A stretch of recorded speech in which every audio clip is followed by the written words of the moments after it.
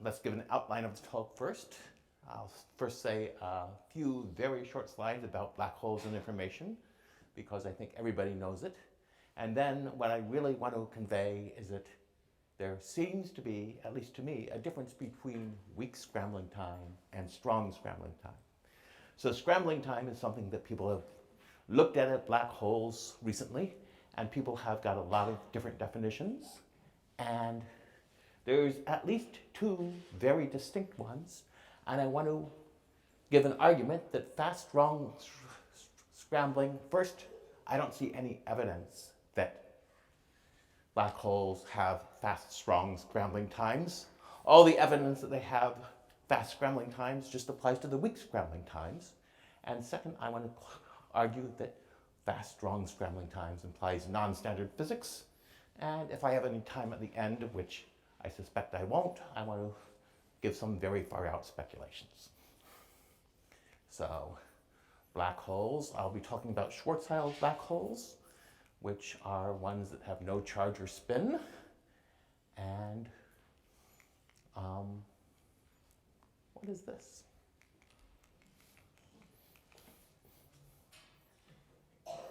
Okay, gosh, I may have screwed up. Let's see if I can I'm sorry.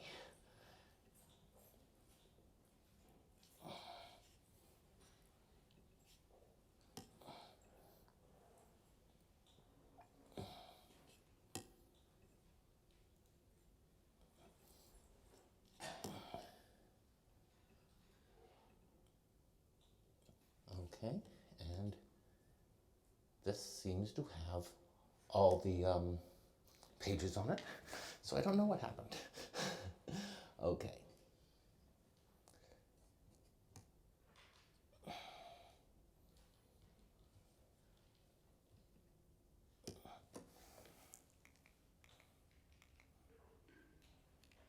Okay, yeah.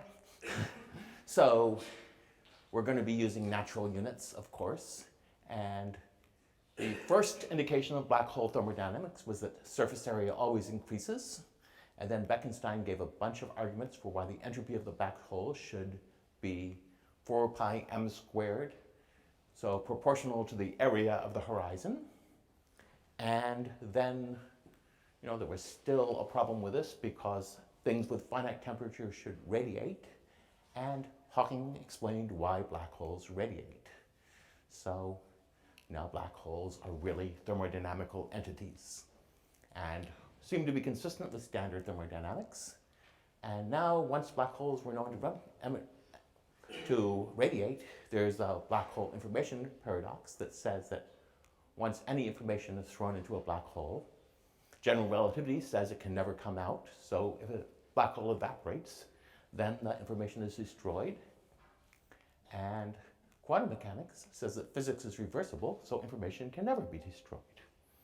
So how do you reconcile general relativity, which is, we know is a very accurate theory, and quantum mechanics, which is also a very accurate theory? And we don't really know. And then there was this famous bet made here, which, even though Hawking has conceded the bet, Preskel has not, and Thorne has not, so the bet is still on. Okay, so now what is Hawking radiation? So we're going to be talking a lot about Hawking radiation in this talk. So Hawking radiation, if you have a far away from the black hole, you see radiation whose wavelength is roughly the radius of the black hole. And if you're hovering right above the event horizon, you also see Hawking radiation, which is if your height h above the event horizon in Schwarzchild coordinates. Yeah, I spelled Schwarzchild wrong again. I keep doing that. Then a hovering observer sees temperature 1 over square root of the height. Okay. So how do we reconcile these things? Well, Susskind had this great idea of complementarity, which really I don't see has anything to do with Bohr complementary, so I've been calling it Susskind complementary to avoid confusing these things, that an outside observer deduces that the infalling observer is burned up by Hawking radiation when he passes the horizon because it's, Planck temperature radiation, which nothing can withstand. And the infalling observer, according to general relativity, notices nothing unusual at this point. Who is correct? Well, if you believe in firewalls, the outside observer is correct. If you don't believe in firewalls, if you believe in Susskind complementarity, they're both correct. So the Susskind complementary principle is the idea that once an observer has fallen past the horizon, he can never get back together with the outside observer and compare notes, so it doesn't matter if their observations contradict each other. Put that in full screen mode, or? Why? Yeah, I do. I can do it. Yeah, I started in full screen mode, and then I, somehow had compiled only 3 slides, so I forgot to put it back. Okay. So then AMPS, named after the 4 authors of the paper, argued that complementarity contradicts some fundamental theorems of quantum information theory. Namely, if a black hole has evaporated for a long time, then the interior must be maximally entangled with the Hawking radiation. But also, if there are no firewalls, the interior is maximally entangled with the stuff right outside of the black hole. And quantum information theory says things can't be entangled with maximally entangled with more than one thing. So, one of the questions that started this research is, can we save any complementarity? So let's not worry about AMPS, because let's completely ignore the point of view of someone falling into the black hole and ask, does the outside observer's point of view make any sense? Just, is it contradict physics, just if we consider it by itself and assume the black hole has no interior, or does it contradict physics if you assume that the black hole, even if you assume that the black hole has no interior? And I haven't been able to answer this question, but our thinking about this came up with some interesting observations about scrambling time. So I should go back to black holes as mirrors, which is really one of the motivations for scrambling time. With quantum information theory, if you have a system that is maximally entangled with a black hole, and you throw something into the black hole, and you assume that you can get they showed that you can get the information out on what was thrown in just from a few bits of the Hawking radiation.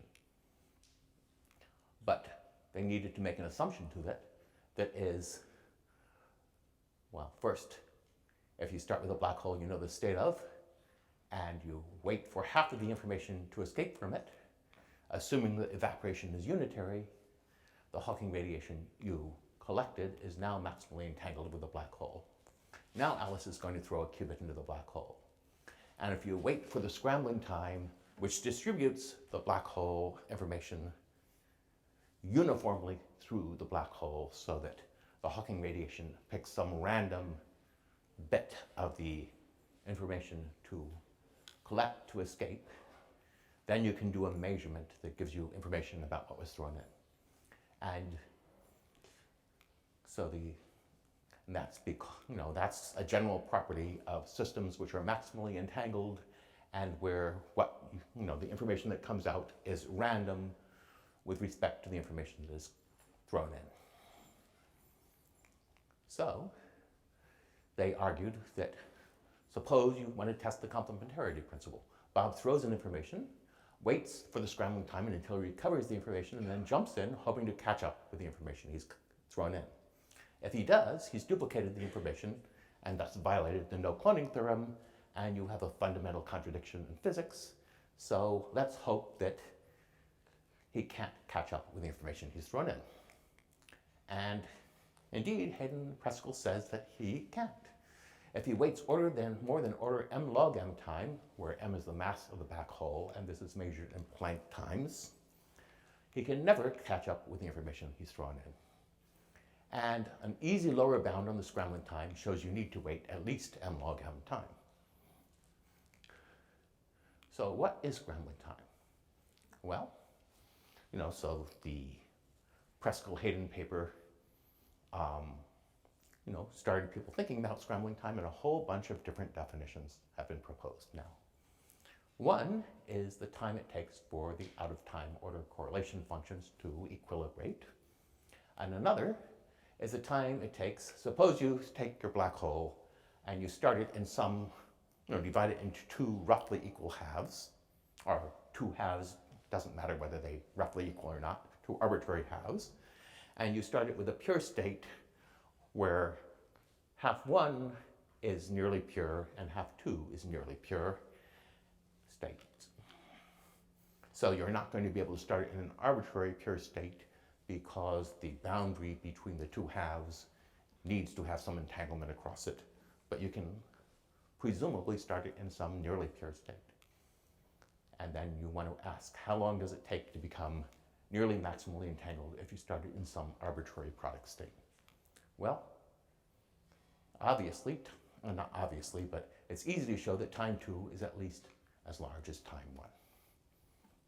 If one of the systems is only order 1 size and the other one is most of the system, then do you think they're the same? If one of them is only order 1 size and the other is most of the system, then I think they're probably the same.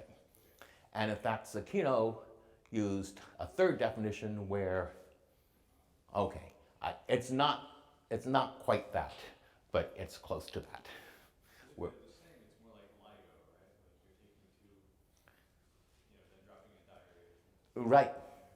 Well, a diary, if you drop in a diary, you actually add an enormous amount of black information to the black hole.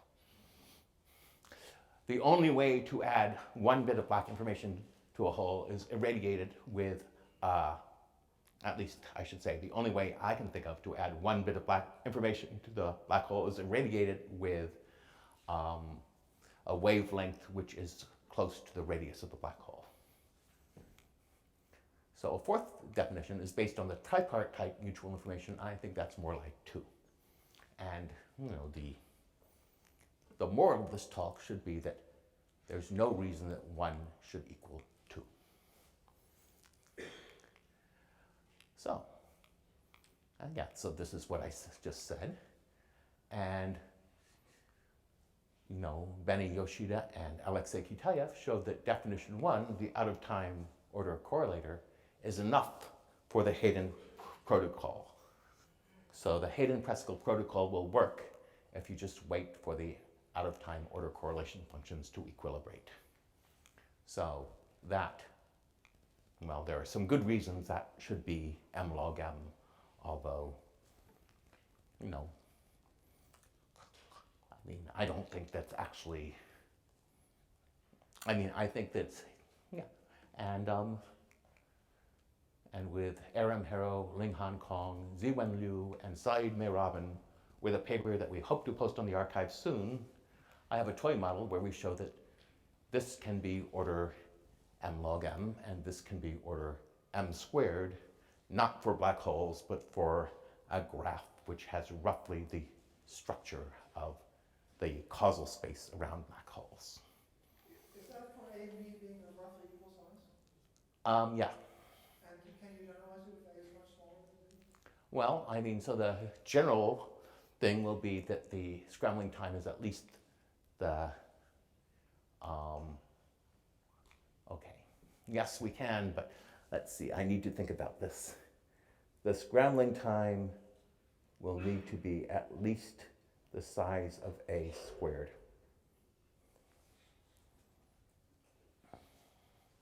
Size being the number of qubits in A? The number of qubits in A squared. So, and here's out-of-time order coordinates. It's essentially, you have an operator W at time t and an operator V at time 0, and you take their commutator And if V and W have different spatial locations, this gives some indication of how long it takes the effect of applying V to reach the location of W. So we're not going to talk about out-of-time order correlators anymore. We'll just talk about the entanglement definition of the scrambling time. So what was the lower bound of scrambling time Hayden and Preskel showed?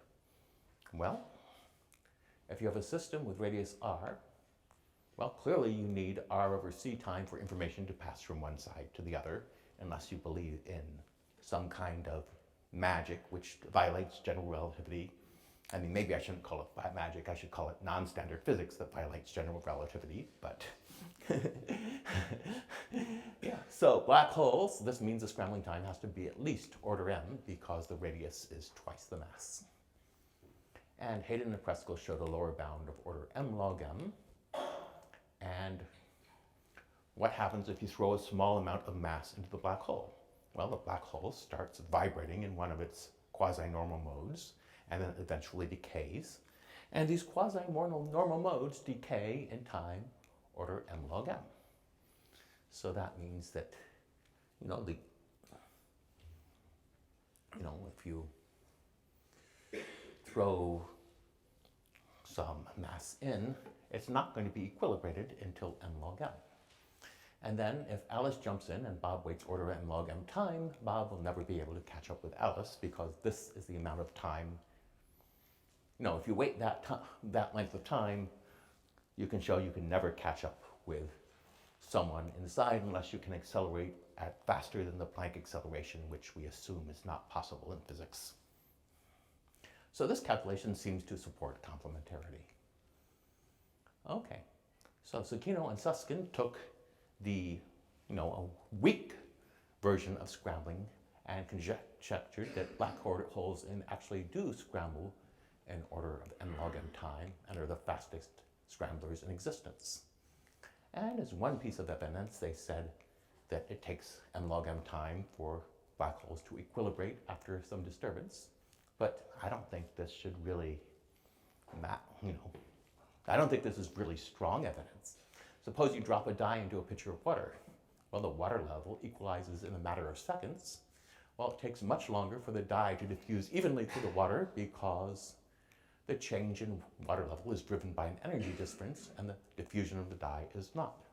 Suppose you drop some mass containing information in the black hole. Well, the our electric charge diffuses evenly around the black hole in time m log m, but why should the information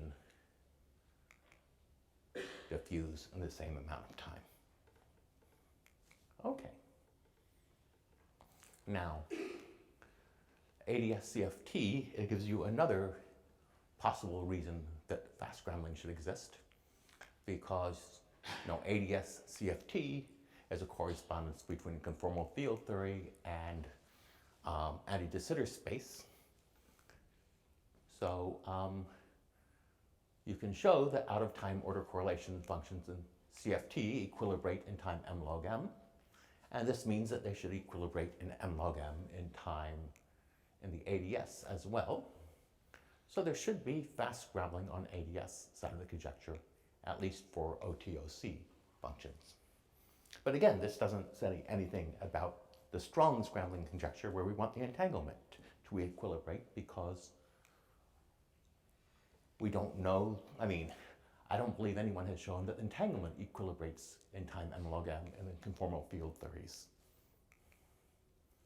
So now I want to actually go into some new arguments about black holes.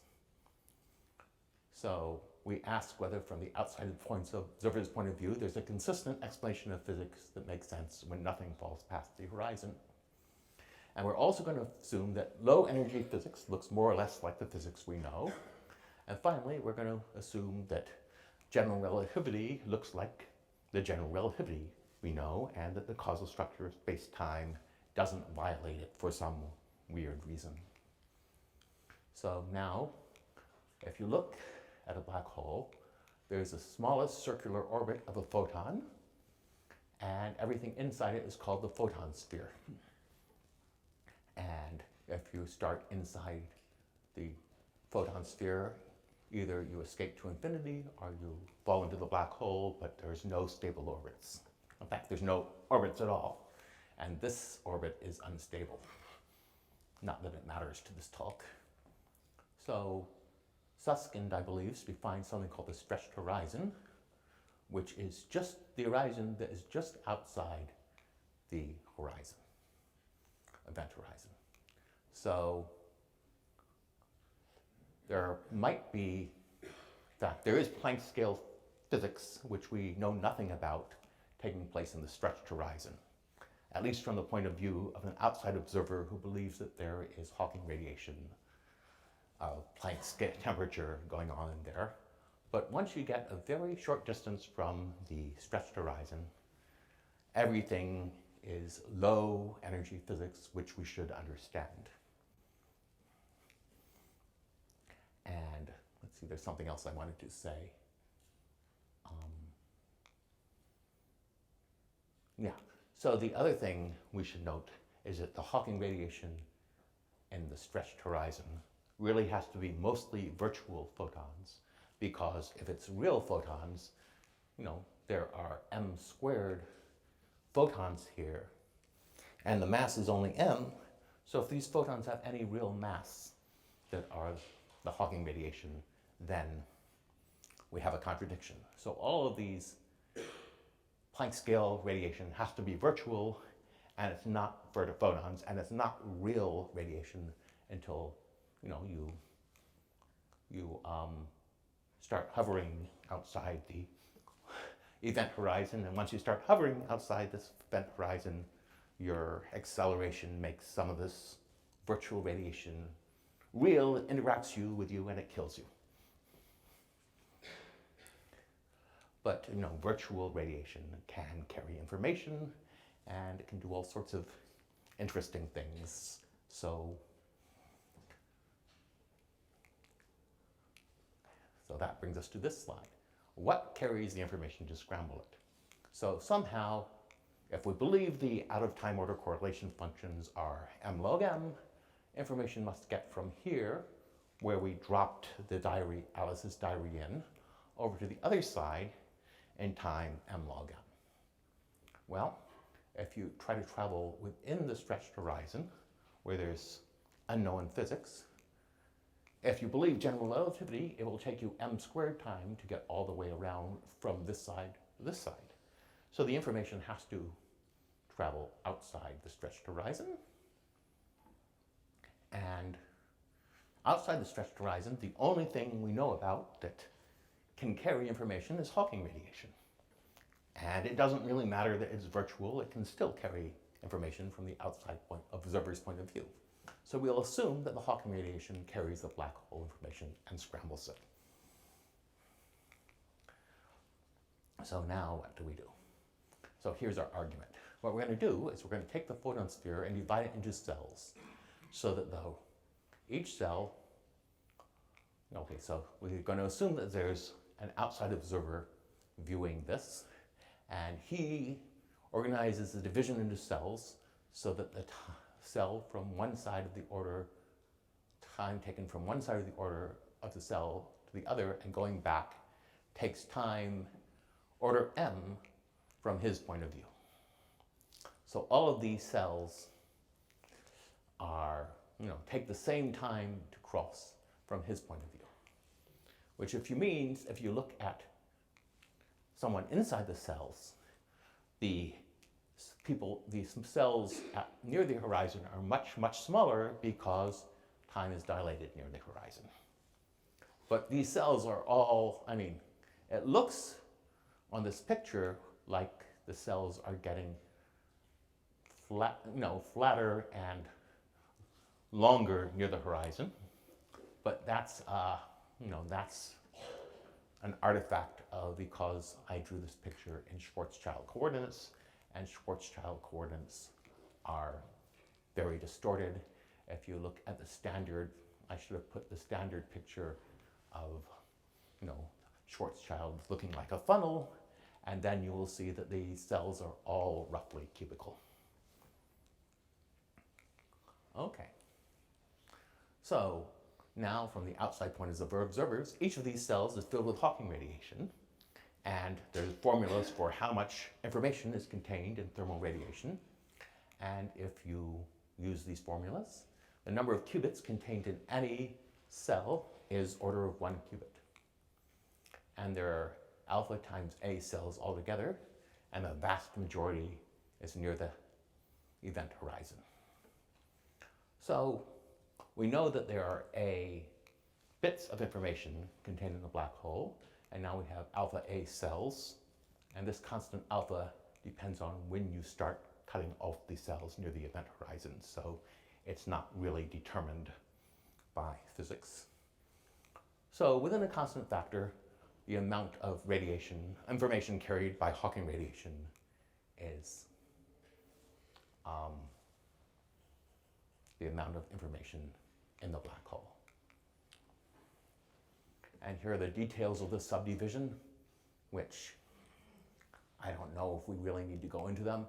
At height h above the horizon, a cell has height c1 times h, and radial diameter, that means going from inside, or rather going from one side to the other, c2 times square root of h in Schwarzchild coordinates. But remember, Schwarzchild coordinates are distorted, so these cells really all are size square root of h, if you're h above the horizon. And you need to go down to h squared, to the Planck mass squared above the horizon to get Planck-sized cells in Schwarzchild coordinates. And as seen from the outside observer's point of view, the Hawking radiation in each cell has the same frequency. And the redshift makes it much greater frequency to an observer hovering over the horizon. And since we designed these cells so the round trip from one side to the other takes time m, they're the same size as the dominant wavelength in Hawking radiation seen by an observer outside the cell. And what this means is each of them contains a constant number of bits of information. Okay, let's see. Okay. So what we're going to do is we're going to assume that each of these cells is roughly a little computer that contains 1 bit, and these computers can talk to their neighbors, and it takes time m, seen from the outside observer, for one little computer to talk to its neighbor. And we're going to show that under this model, the scrambling time to get complete entanglement is going to be m squared. So to scramble the information for strong scrambling, suppose we start out with a top half of the black hole being in a nearly pure state and the bottom half of the black hole also being in a nearly pure state. So this is blue information, this is green information. And now if they're maximally entangled everywhere, we essentially have teal information all through the black hole. So we need to carry order of A, the amount, roughly the area of the black hole information from the top half to the bottom half and vice versa. So how are we going to move this information along the paths? Well, we could try moving it along paths very near the horizon, event horizon.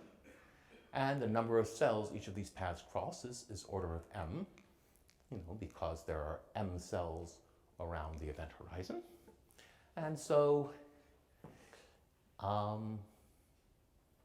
and crossing any cell takes time m, seen from the outside observer, so you need order of m squared time just to traverse this path to get from one side to the other if you want to stay near the event horizon. So you can also try moving the information around paths that go near the outside of the photon sphere. So what's wrong with this? Well, there's only a constant number of cells around the outside of the photon sphere. So if you want to move all the information in time m log m, which this path can be traversed in time m log m, and in fact, if you shine a photon along this geodesic, it takes m log m to get from one side of the cell to the other.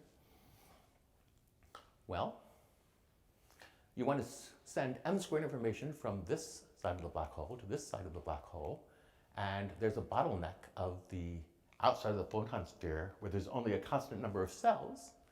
So that means you need to take m squared time steps to pass m amount of information through this bottleneck of a constant number of cells, which means you need m cubed time total.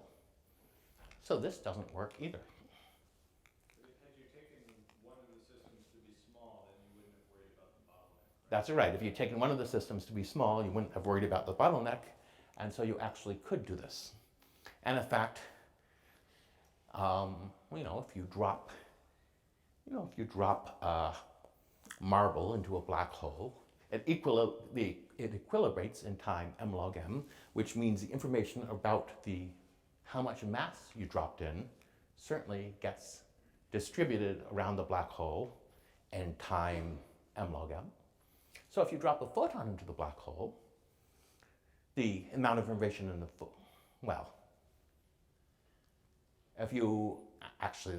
this is wrong. I should have a slide saying this later.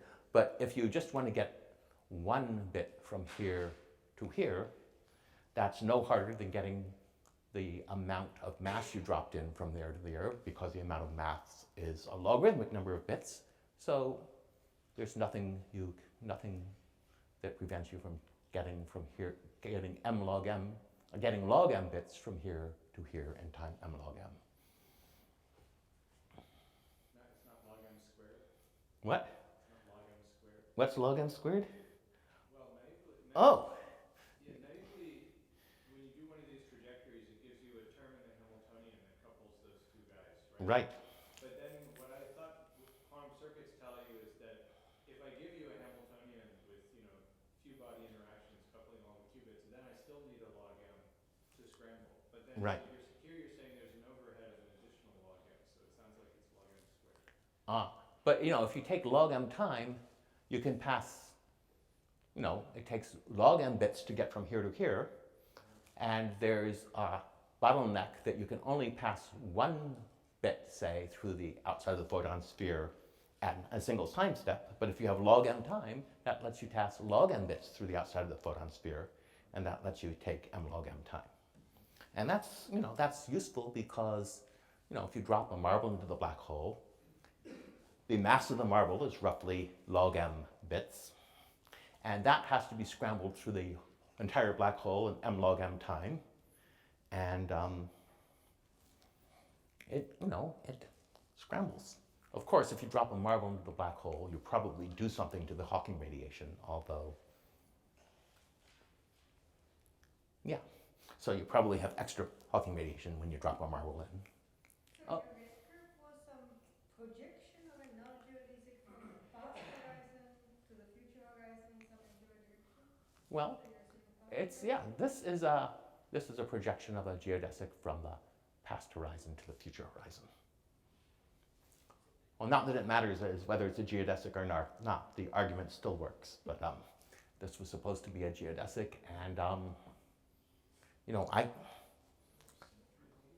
what? It's from the stretched horizons. You just boost, and then it's from the future horizon to the future horizon. Right. Okay. So the argument here, if you want to make it rigorous, is suppose you divide a photon sphere of the black hole into two sections by a plane.